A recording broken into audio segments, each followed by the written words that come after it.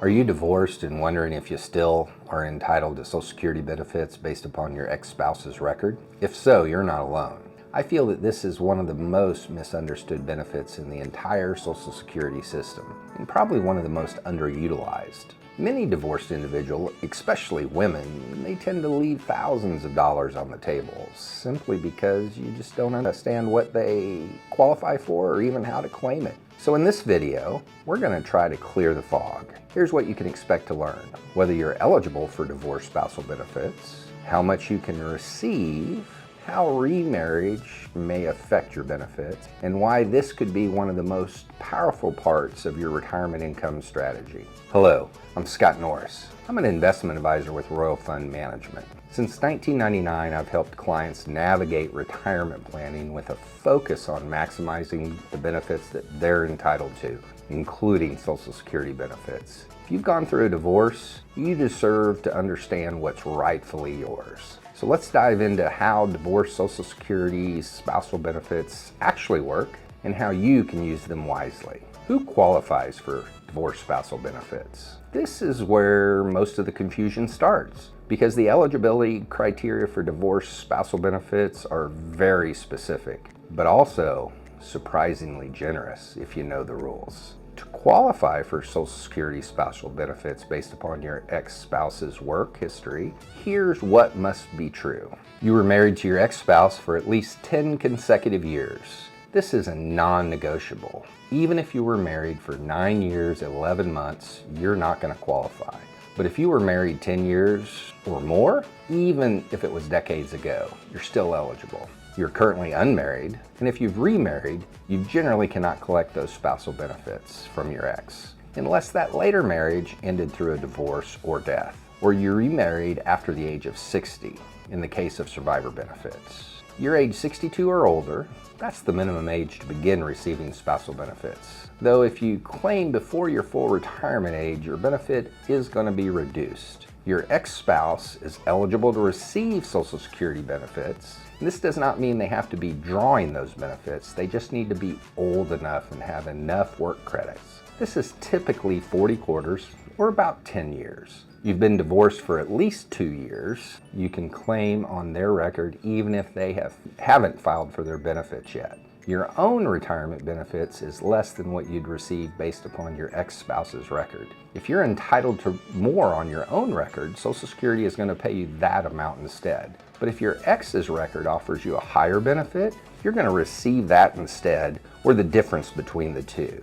If you qualify for both, and here's what I believe is the most crucial detail that most people miss: you're claiming a divorce spousal benefit does not reduce or affect your ex's benefit at all. They still get their full Social Security, and if they've remarried, their current spouse can also receive those benefits as well. The Social Security Administration allows multiple individuals to claim on the same worker's record without any penalty to any party. So if you've been hesitant to explore this option because you didn't want to take away from someone else, you can let that concern go. This is a built-in part of the system designed to support people who have spent a significant part of their lives married, even if that marriage didn't last. 2. How much can you receive?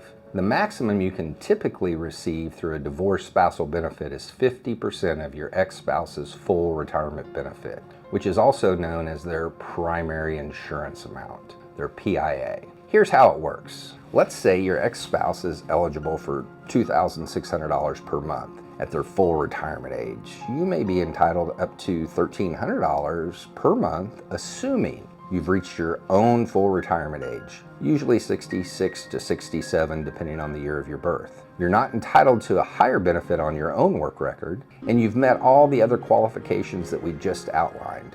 But here's the catch. If you claim before your full retirement age, your spousal benefit will be reduced permanently, just like it would be if you claimed your own benefit early. So here's an example. At age 62, you're only going to receive about 32.5% of your ex's benefit instead of the full 50%. If their benefit is $2,600 a month, your benefit might only be $845 instead of the $1,300 you'd get at full retirement age. That reduction is permanent. You won't get bumped up once you reach full retirement age, so timing your claim is very important. Also note that the key difference from claiming your own Social Security benefit, delaying beyond full retirement age does not increase your divorced spousal benefit. Once you reach your full retirement age, you're capped at 50% of your ex-spouse's primary insurance amount. There's no delayed retirement credits like there are with your personal benefit. So the strategy to consider here is, if your spousal benefit is larger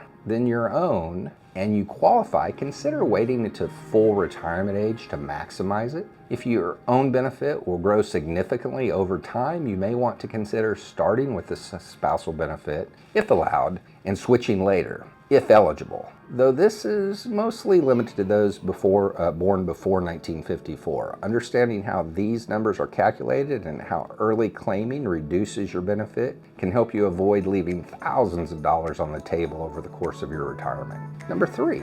What happens if you remarry? Remarriage is one of the biggest factors that can change or eliminate your eligibility for divorce Social Security benefits. So it's critical to understand the timing and the impact. Here's the general rule. If you remarry before the age of 60, you typically lose eligibility for divorce spousal benefits based upon your ex-spouse's record.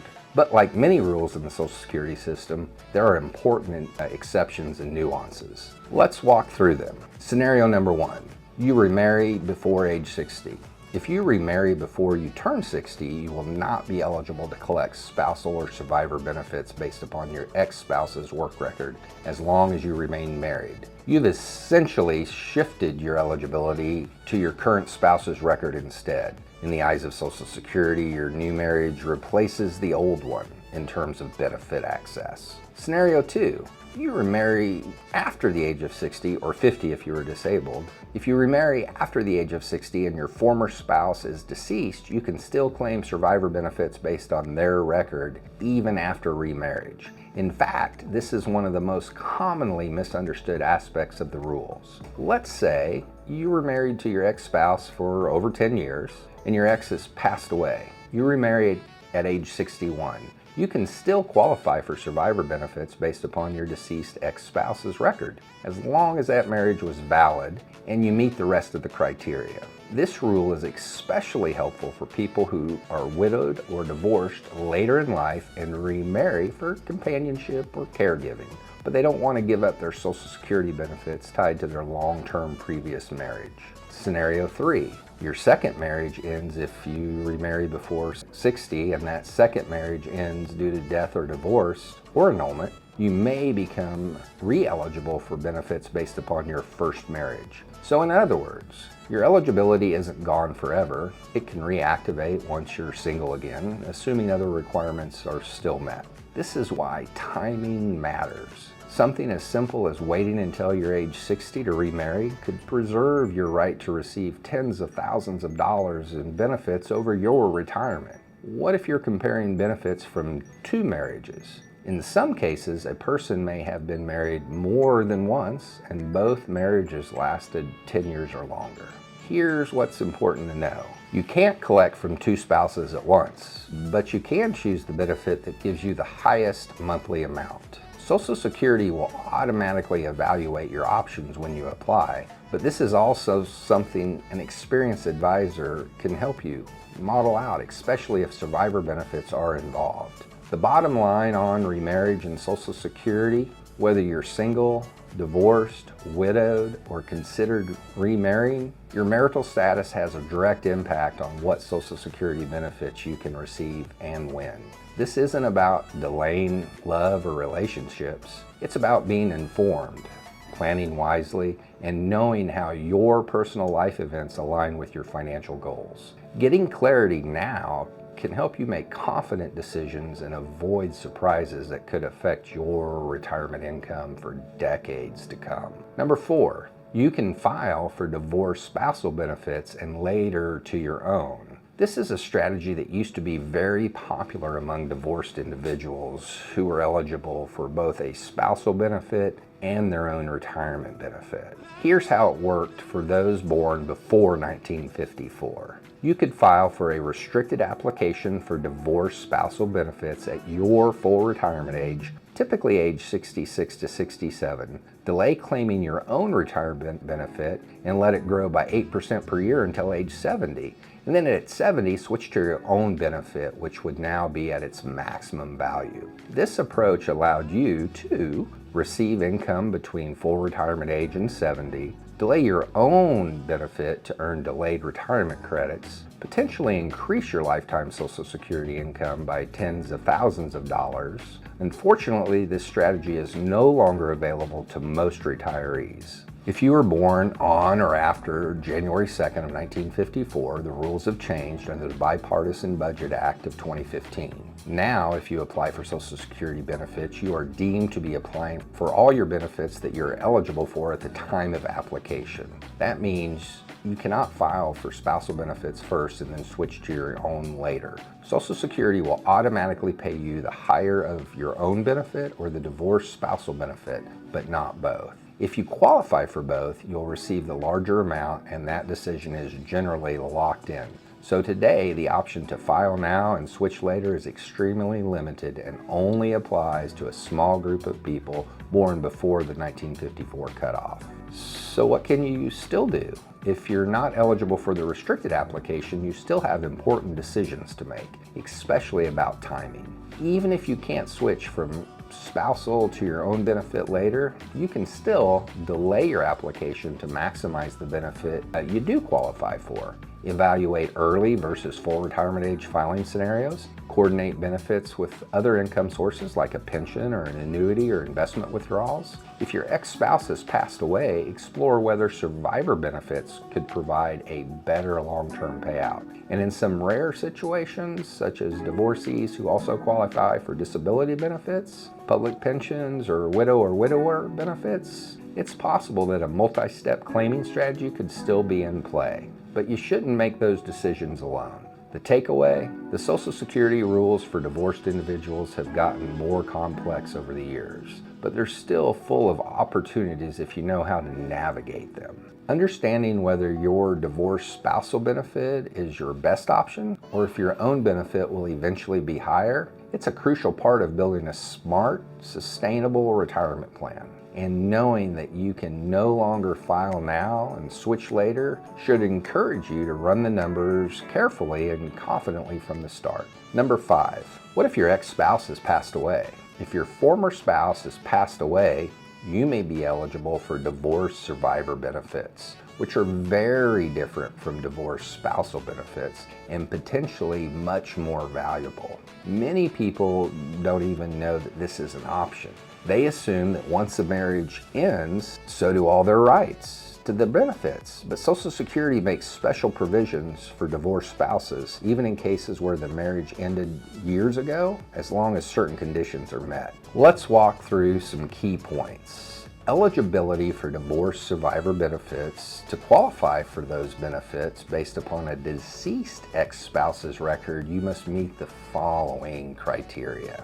You were married for at least 10 years, you're at least 60 years old, or 50 if you're disabled, you're not currently married, or if you did remarry, you did so after the age of 60. If all of those apply, you could be entitled to receive up to 100% of your ex-spouse's benefit, not just 50 like with a divorced spousal benefit. That's a significant increase in potential income, especially if your ex had a higher earnings history than you did. How much will you receive? If you qualify, you could receive up to 100% of what your ex-spouse was receiving or was eligible to receive at the time of their death.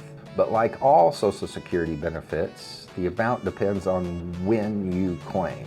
If you claim survivor benefits at full retirement age, you'll receive the full 100%. If you claim as early as 60, the benefit will be reduced permanently down to 71.5% of the full amount. So for example, if your ex was entitled to $2,200 per month, claiming at 60 would give you about $1,573 per month, but waiting until your full retirement age would give you $2,200 a month.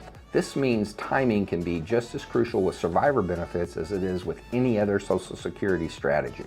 Can you switch from survivor benefits to your own later? Yes, and this is where strategy can come into play. If your own retirement benefit will eventually be higher than the survivor benefit, you might claim the survivor benefit at 60 or later and let your own benefit grow until age 70 when it reaches the maximum.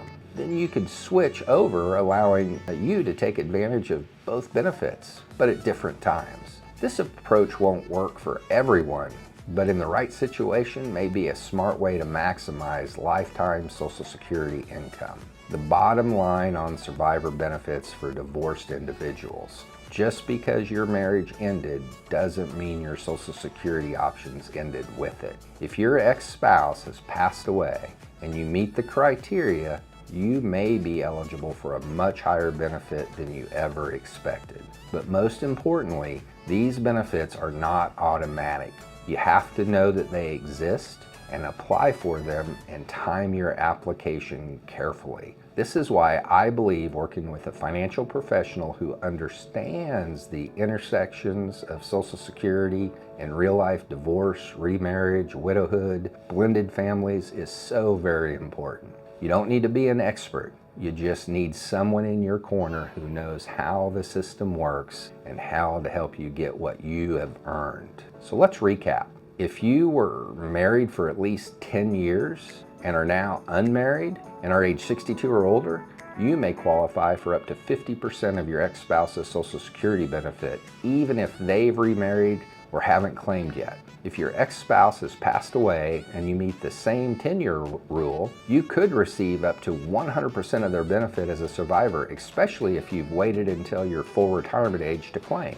Remarriage before age 60 typically disqualifies you from divorced benefits, but remarriage after 60 can preserve survivor benefits in many cases. Unlike your own benefit, divorced spousal benefits don't increase past full retirement age. So there's no reason to delay beyond that point unless you're switching to a higher personal benefit later. Most importantly, you must apply. These benefits are not automatic and Social Security won't always tell you that they exist. You need to know your eligibility or work with someone who does. If you've gone through a divorce and are unsure what Social Security benefits that you're entitled to or how they fit into your broader retirement plan, don't guess. Book a call with me using the link in the description below. Together, we're going to look at what you're eligible for, how your benefits could change based upon your age or remarriage, and how Social Security fits into your larger income, tax, and legacy strategy.